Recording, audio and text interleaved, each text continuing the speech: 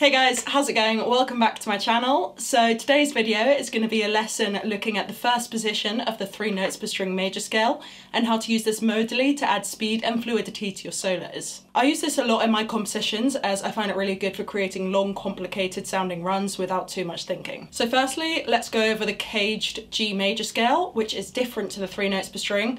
This is the major scale that you're probably already familiar with.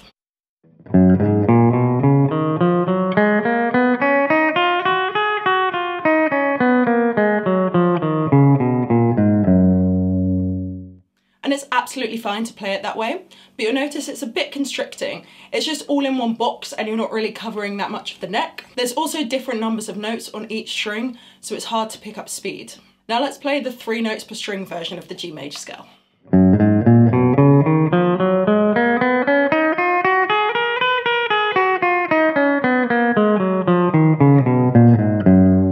We have the exact same notes and it sounds the same, but the scale is shaped differently and covers more of the neck. Let's go over how to play it slowly. So your first finger is on the 3rd fret of the E string, your second finger on the 5th fret of the E string, and your pinky finger on the 7th fret of the E string. Then your first finger on the 3rd fret of the A string, second finger on the 5th fret, and pinky finger on the 7th fret. Then your first finger on the 4th fret of the D string, second finger on the 5th fret, and pinky finger on the 7th fret.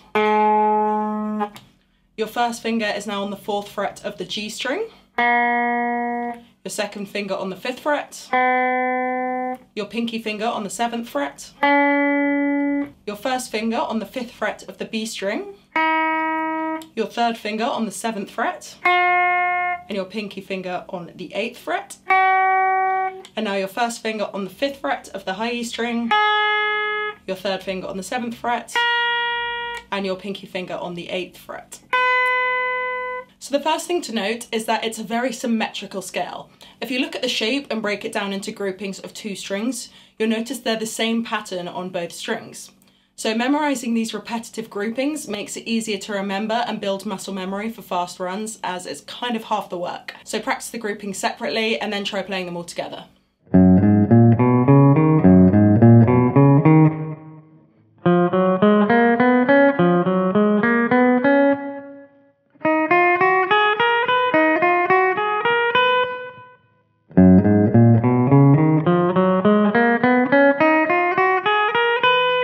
Also, each string has 3 notes, so the picking pattern is fairly constant throughout. Rhythm-wise, a good place to start is playing these in either triplets or sextuplets, so either 3 or 6 notes per beat.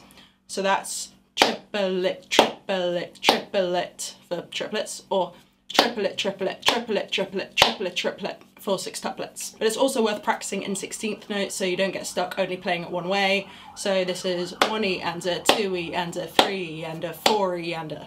Now there's a couple of ways that you can pick these strings, either alternate picking like Paul Gilbert might do, down, up,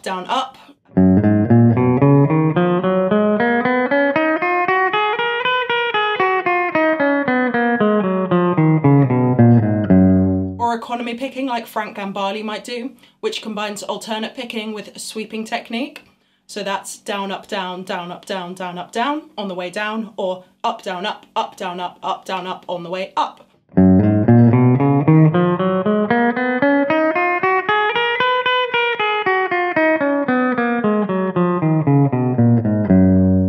But one of my favourite ways to use the scale is actually with legato, so that's hammer-ons and pull-offs, picking the first note of each string to maintain volume.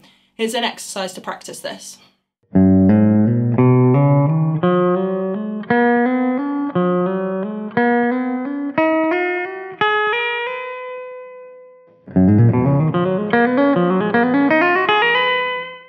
Now let's try it with pull-offs.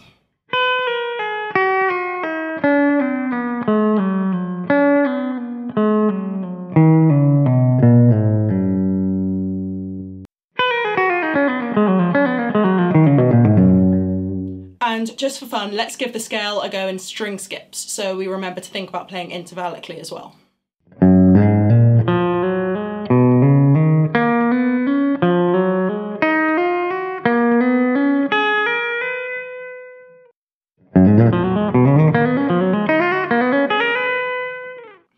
now we're familiar with the scale, where can we play it? Obviously it's a G major scale, so we can play this over any sort of G major backing. We can also combine this scale shape with our G major pentatonic scale to create a full sounding solo.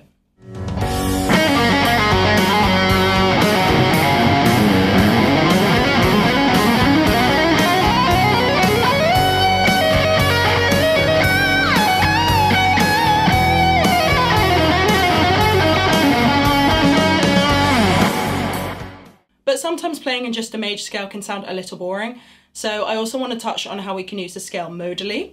If you guys want a full lesson on modal playing, let me know in the comments, but this is just a little taste for you guys. Okay, so basically we can take this exact same scale, same position and everything, but use it in a minor sense. Brace yourselves for some theory now, guys. Okay, the relative minor of G major is E natural minor, which is also known as Aeolian mode. The Aeolian mode is the 6th mode. So we're going to count up 1, 2, 3, 4, 5, 6. So we've landed on the E note, so E is our new root. All of the notes found in the E natural minor scale are the exact same notes that are found in G major. We have G, A, B, C, D, E, F sharp. So therefore we can take this exact scale that we learned and play it over an E minor backing track.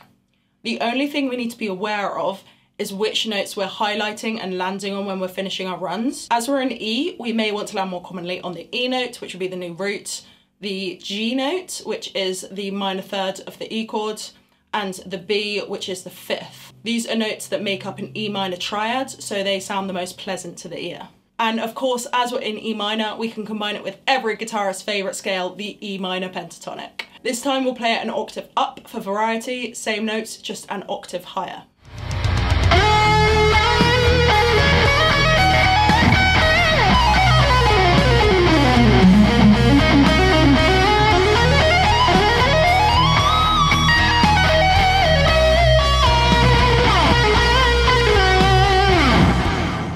Okay, so now say we want to make the scale sound Dorian.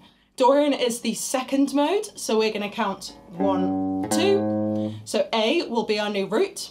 We can now use the scale over anything A Dorian, but now we're highlighting the notes in an A minor triad. We've got A, the root note, C, the minor third, and E, the 5th. And also, as Dorian is a minor mode, we can also use our A minor pentatonic scale in conjunction with this.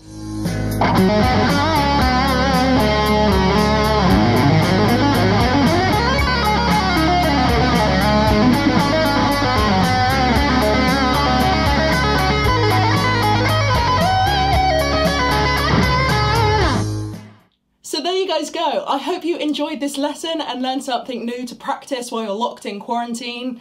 There are actually 7 positions of the 3 notes per string major scale. We just covered the first one today. However, I did dip into the other slightly in the solo demonstrations.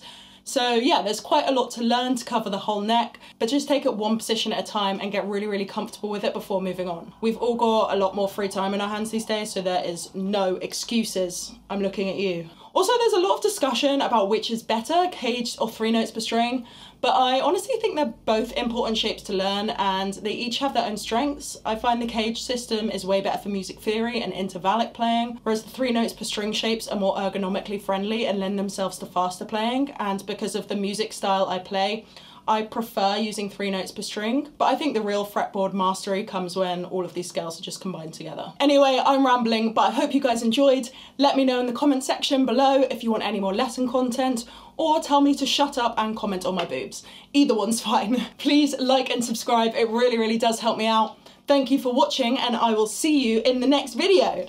Bye guys!